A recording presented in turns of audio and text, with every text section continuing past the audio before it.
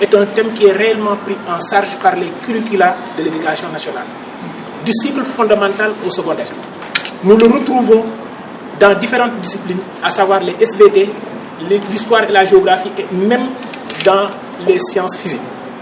Donc c'est un thème qui est pris en charge par le paquet, une préoccupation majeure de l'éducation nationale du Sénégal. C'est d'autant plus intéressant qu'aujourd'hui, personne ne peut faire fi de la question environnementale. C'est une question de survie. Je crois que monsieur le représentant de Teranga Lab l'a dit, et il l'a très bien dit. Quand on voit tous les problèmes auxquels notre humanité est aujourd'hui exposée, du fait du réchauffement climatique, il y a de quoi s'inquiéter. Les inondations qu'on voit à travers le monde, l'avancée de la mer, la fonte des glaciers, toutes ces questions-là constituent des questions de survie. Alors, nous n'avons pas le droit, ayant hérité d'une planète saine, que de céder à nos enfants ou à la future génération autre chose. Donc, c'est de notre responsabilité pour le respect des droits à l'environnement. Aujourd'hui, l'inspection d'Agadémie de Rufisque a tenu à accompagner cette activité. Je l'ai dit tantôt, c'est inscrit dans les curricula. Mais également, à travers ça, c'est une activité extramuros. Une activité qui va outiller nos apprenants qui sont ici à pouvoir fonder un argumentaire pour défendre leur opinion. Et ça, c'est important. L'autre disait, ce sont les idées qui mènent le monde.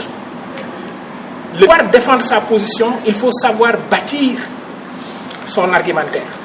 Et aujourd'hui, ce qui est important dans ce qui va être fait, c'est que les élèves qui sont ici vont aller vers l'information. Dès qu'ils auront le thème sur lequel ils vont se débattre, c'est eux-mêmes qui vont aller chercher l'information. C'est eux-mêmes qui vont aller bâtir leur plan argumentaire. C'est différent de ce qui se fait souvent dans les classes. Et là, c'est une façon de les outiller pour qu'à l'avenir, au-delà de ce qu'ils sont en train de faire, ils puissent défendre la conception de l'environnement que le Sénégal a. Et c'est une conception qui est très importante. Nous devons vivre en harmonie et nous développer en harmonie. Voilà donc un certain nombre de raisons qui ont poussé l'inspecteur d'académie à accompagner cette activité. Je dirais qu'au nom de l'inspecteur d'académie, nous annonçons l'ouverture de ces compétitions des bâtons et souhaitons que ça se fasse dans l'esprit dont a parlé tout de suite le représentant de Teranga Lab. C'est juste une compétition. Tout le monde va y gagner. Parce que comme je l'ai dit, c'est une façon d'outiller nos apprenants. Donc qu'on soit le premier à la sortie, qu'on ne soit pas premier à la sortie, on va gagner. Parce qu'on va apprendre à bâtir un argumentaire. On sera conscient des questions réelles de notre temps par rapport à l'environnement. Et chacun d'entre nous sera amené à prendre sa responsabilité individuelle. Et dans cette responsabilité individuelle fondée dans la responsabilité collective nous permettra de relever les défis de notre génération. Vraiment merci à tous et je déclare... Par le bilan de l'ONU selon laquelle il y a 150 000 décès dus au réchauffement climatique et les nombreux cas de maladies infectieuses auxquels nous sommes victimes.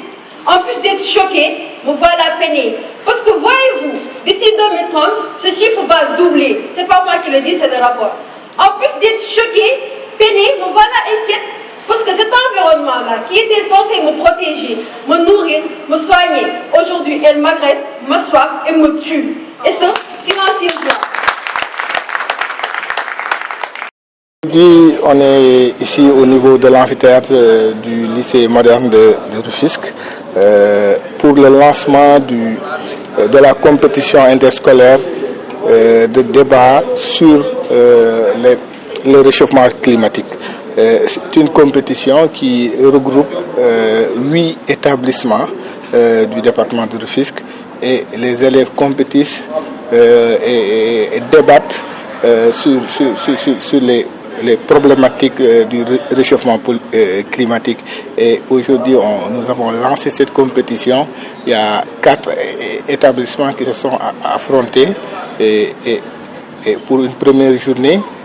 une première journée satisfaisante et parce que on a vu les élèves, la compétition entre écoles, le niveau a été acceptable et les élèves se sont donnés à fond. On a senti un travail de recherche, on a senti que le sujet, la thématique les intéressait et c'est cela notre objectif. Notre objectif c'est que ces jeunes de moins de 20 ans, ces jeunes de moins de 25 ans qui sont majoritaires dans le pays soient intéressés de cette thématique qui est au cœur du développement, du monde. Donc,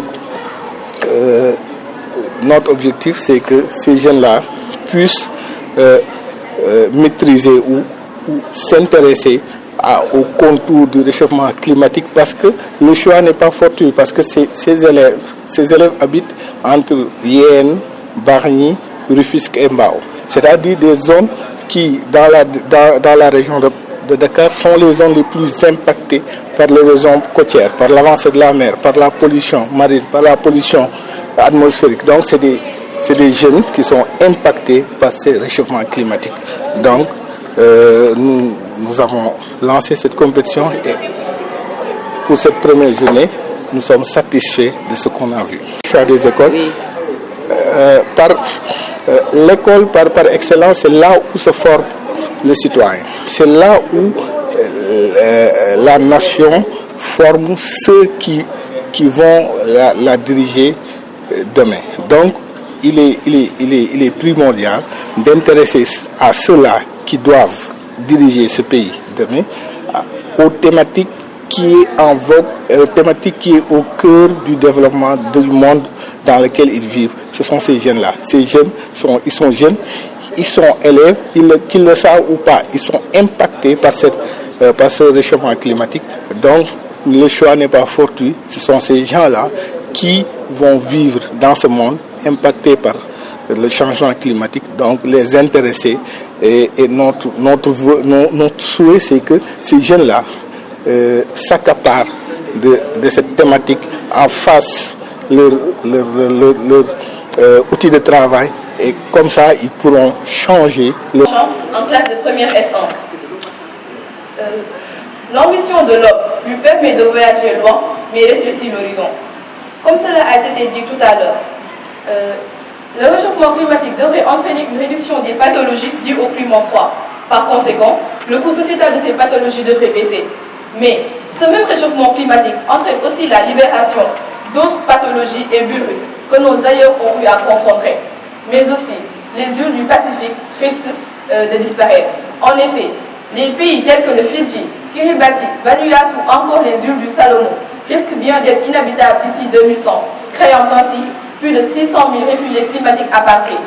Pourtant, en 2015, à l'occasion de la COP21 à Paris, les États du monde se sont fixés comme objectif, après intervention des pays insulaires, de ne pas dépasser la barre de 1,5 de réchauffement climatique. Sauf qu'en 2019, la température a grimpé jusqu'à 1,8. Cela prouve que tout comme un traitement, le réchauffement climatique ne dispose pas d'une seule solution, mais de milliers de petites qui apporteront leur pierre à l'édifice. Pourquoi pas privilégier les transports les moins polluants?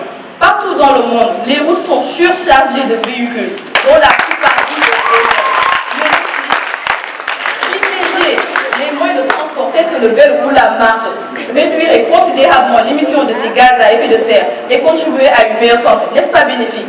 Pourquoi pas manger moins de viande, plus de légumes? Car généralement la culture de ces aliments d'origine végétale émettent moins de gaz à effet de serre. Pourquoi pas essayer de trier ces déchets? Car selon un rapport de la Caisse de dépôt et de consignation, le tri de 3,2 millions d'emballages plastiques éviterait l'émission de 2,1 tonnes de gaz à effet de serre. Pourquoi pas? Des solutions à n'en plus finir. Prenons l'exemple de l'Irlande, un pays donc qui a réussi à faire de l'énergie hydraulique une électricité propre et exploitable toute l'année. Mais aussi, ils ont été les premiers à utiliser la chaleur naturelle dégagée par les volcans. Mais je vois déjà certains me dire d'ici, mais on n'a pas tous la chance d'être assis sur un volcan actif. Ou d'autres encore dire, toutes les ne demande pas ce que la Terre peut faire pour toi. Demande ce que tu peux faire pour la Terre. Car aussi, par exemple, elle à faire quelque chose pour nous-mêmes. Et gardons à l'esprit que ce plan n'est pas à nous, mais à nos continuateurs. Et de vous à moi, à quoi le cercle d'État d'un esprit ne vivront pas assez longtemps ou même pas pour en profiter? Posons-nous la et un esprit bâti sur de la terre qui doit en habiter des cultes naturels. Posons-nous la question, quoi de plus beau qu'une plante en bonne santé comme héritage? Merci de votre adorable attention.